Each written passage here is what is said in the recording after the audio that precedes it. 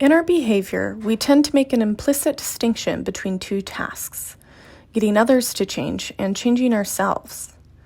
We make an evolution in our own behavior contingent on the evolution in other people's behavior.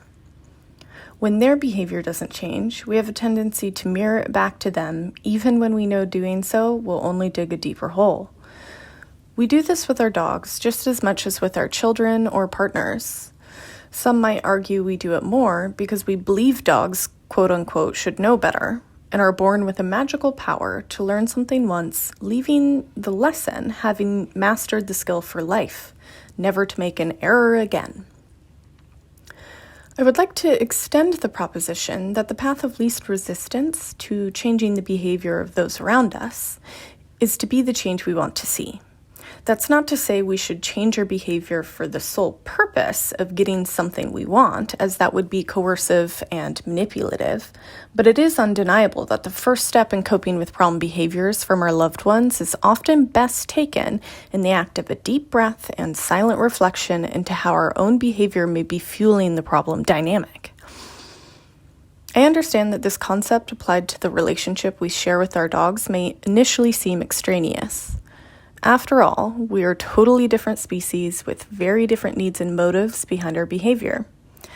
However, I hope this presentation will begin to unfold the many ways in which we can and should hold ourselves accountable.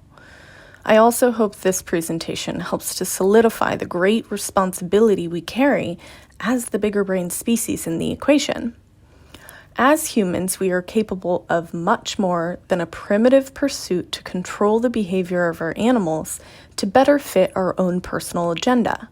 Our dogs should not be looked at as gadgets we purchase to satisfy a temporary need, stowed away on a shelf and taken out only when such a need presents itself.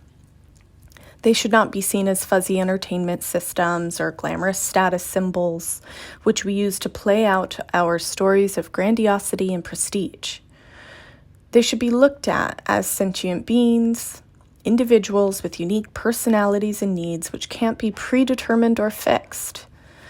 Additionally, our interactions with them should not pivot around our constant and frantic modern human need to appear in control or dominant as a species.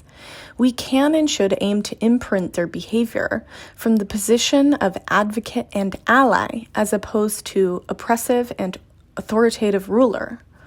All this being said, putting my moral compass aside, even from a scientific standpoint, behavior change always starts with us simply because we are the more evolved species. We have the power to deeply decode and understand their behavior on a physiological, ethological, and biological level. We also have the power to see their behavior as more than a personal attack on our ego, which it truly never is. And while it's not always simple, sometimes our dog's behavior is a reflection of our own. Behave aggressively towards your dog, and your dog may behave aggressively back. Did your dog behave aggressively towards you first? Well, stop and ask yourself when meeting aggression with aggression ever truly resolved any issue. Furthermore, behave inconsistently towards your dog, and your dog may too be inconsistent.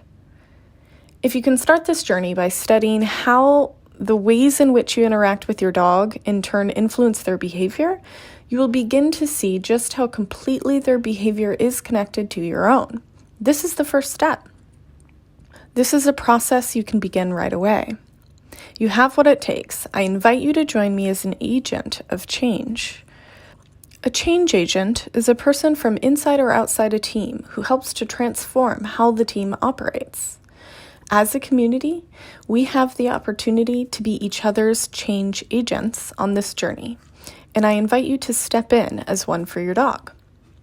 A change agent can be thought of as a catalyst, a person who can make changes happen by inspiring and influencing others through their own behavior. Here at Noble Wolf, a change agent aims to promote, champion, enable, and support changes to be made without the use of force or coercion.